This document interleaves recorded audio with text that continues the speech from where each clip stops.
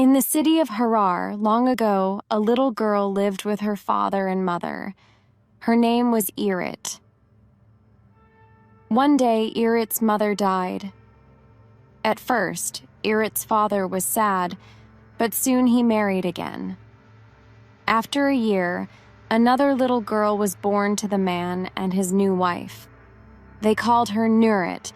Irit and Nurit grew up together. Irit was a good girl. She was clever and kind. Nurit was not good. She was foolish and selfish. But the girl's mother only loved Nurit. She did not love Irit at all. One day, the girl's mother said to them, "Go to the field. Girls, pick some chat. Then take it to the market and sell it." So Irit and Nurit went to the field to pick some chat. They wrapped the chat in big leaves and made bundles. Then they took the bundles to the market to sell. On the way to the market, they met an old man. He saw the bundles of chat, and he stopped and spoke to the girls. "Please, girls," he said, "I'm very tired. Give me some of your chat. If you do, I will bless you." Irit smiled at the old man. She took some chat from her bundle and gave it to him. "Take it, grandfather," she said. "I hope it will help you." "Thank you," said the old man. "May God bless you, my child." He turned to Nurit. "Now, my daughter, give me some of your chat," he said. Nurit laughed at him. "There is no chat in my bundle," she said. "There are only cabbages. I don't want to give them to you. I'm going to sell them in the market and get some money." The old man was angry. "I do not believe you," he said. "You will not sell your chat. No one will buy from a girl like you." The market was full of people. They were buying and selling everything, but no one wanted to buy the girl's chat. They tried and tried to sell it, but they could not. "That old man cursed me," Nurit said angrily. "No one will buy our chat because of him. I hate that old man." "Don't say that, sister. He was a good old man," Irit said quietly. When the two girls went home, their mother was waiting for them. "What's this?" she said. "You still have your bundles of chat? What happened? Why didn't you sell them?" "An old man cursed us," said Nurit. "It was Irit's fault. She was rude to him. I don't have any chat. I only have cabbages," she said. Their mother was very angry. "You are a bad, stupid girl," she said to Irit. "I don't want you in my house anymore. Go away and don't come back." She tied a rope around Irit and sent her out into the street. Poor Irit was alone now, away from her family's house. She was very sad. "What can I do?" she thought. "Where can I go?" She began to cry. Suddenly, she heard a voice. "What's wrong?" someone was saying. "Can I help you?" She looked up. An old man with a kind face was standing in front of her. "My mother has sent me away," said Irit, "because I didn't sell my chat in the market. She doesn't love me. She tied me up with this rope. She sent me out of the house. I can never go home again." "My poor child," said the old man. "Come to my house. I will look after you." Irit looked at the old man. "He is good. I can see that," she thought. The old man untied the rope, and Irit went to his house with him. She helped him. She cooked his food and cleaned his house. She gave him his food in a beautiful mesab. She was happy now. One night, the old man said to Irit, "Tonight, my daughter, watch the house. Black water will come into it. When you see it, do nothing. Do not wake me, but after the black water, golden water will come. When the golden water comes, then you must wake me." The old man went to sleep, but Irit sat and watched the house. Soon, black water began to run across the floor. Irit waited and did nothing. Then the black water went, and golden water ran across the floor. Irit went and woke the old man. "Grandfather, wake up," she said. "The golden water is here." The old man picked Irit up and threw her into the golden water. Then he went outside and looked up into the sky. "Wind! Wind!" he called out. "Pick up this girl and take her to her father's house." At once, a strong wind began to blow. It picked up Irit and carried her to her father's house. It put her down on the roof. Irit's mouth was full of the golden water. She spat it out, and it fell down into the courtyard of the house. It was not water now, but metal. It was pure, yellow gold. Nurit came out of the house and began to sweep the courtyard. Soon, she found the gold. She was very surprised. "Mother," she called out, "there is gold here in the courtyard."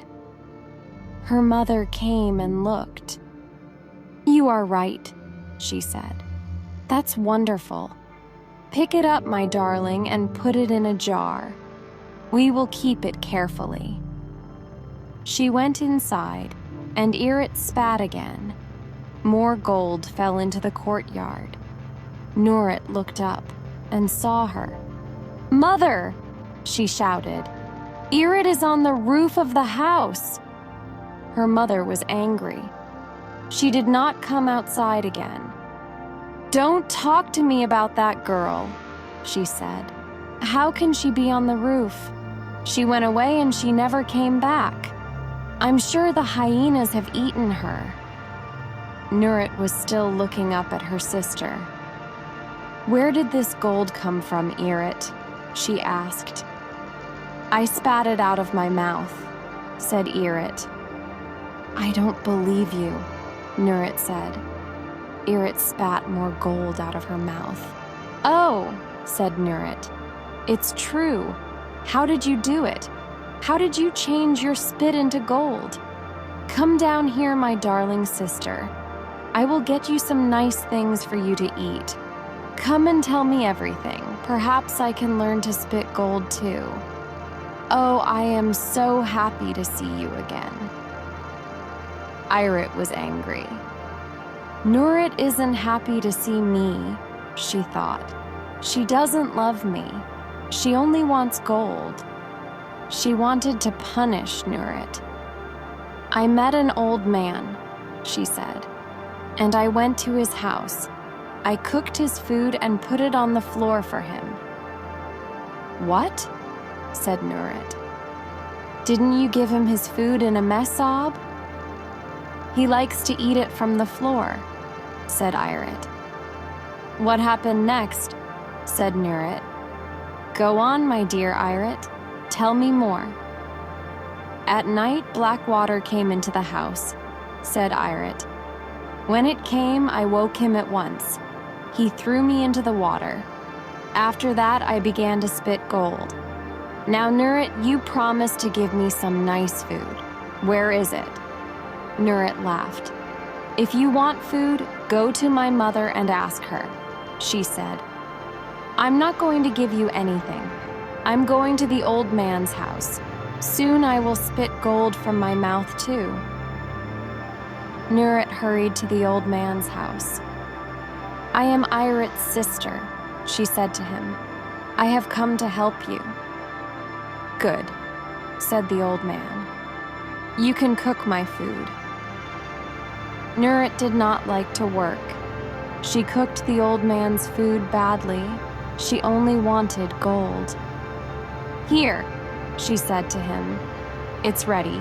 You can eat it now." She put the food down on the floor. The old man was angry, but he did not say anything. When it was nighttime, the old man went to sleep, but Nurit sat and waited. "That stupid Irit is rich," she thought, "and I will be rich too." Soon, black water began to come into the house. Nurit went to the old man and woke him. "Wake up, old man," she said. "There is water in the house." The old man woke up. "You foolish, lazy girl," he said. He picked Nurit up and threw her into the water. Then he went outside and looked up at the sky. "Wind, wind," he called out.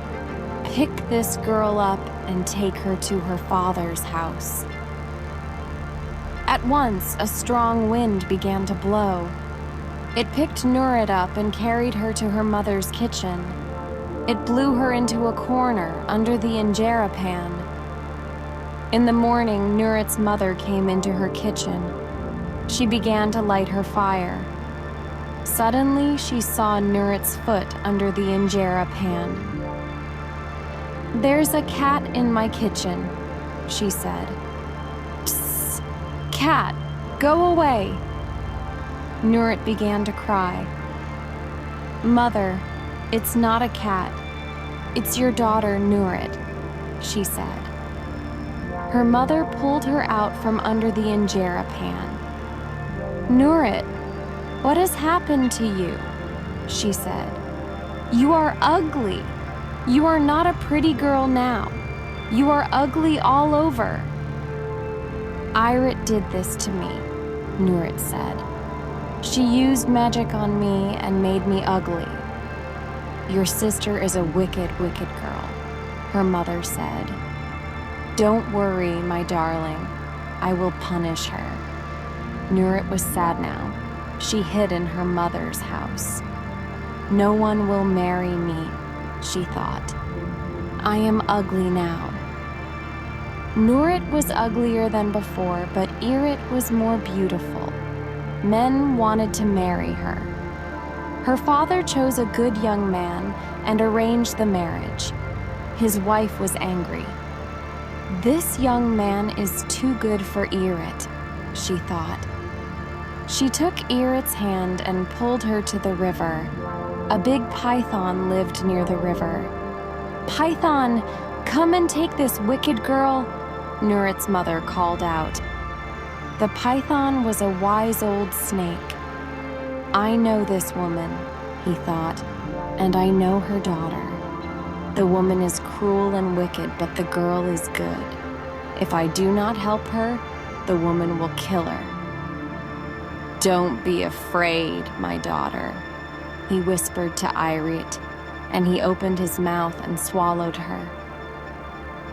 The next day, the bridegroom and his friend came to Irit's house to take her. "Irit is not here," her mother told them. "She is a bad girl. She ran away." The bridegroom was sad. He and his friend began to go away, but then they saw the python by the door. "Do not be sad, my young friend," the python said to the bridegroom. "I can give you a wife. She is a very beautiful girl, and wise and clever too. Do you want her?" "Yes," said the bridegroom. "Let me see this beautiful girl and I will marry her." So the python spat Irit out of his mouth. The bridegroom was very happy when he saw her. He married Irit, and they lived happily together. But he and the best man took Nurit and cut out her tongue. They put her in the kitchen to grind the hot peppers. "You were cruel to your sister," they said to her. "You told lies about her. Learn your lesson. If you do bad things to people, bad things will happen to you.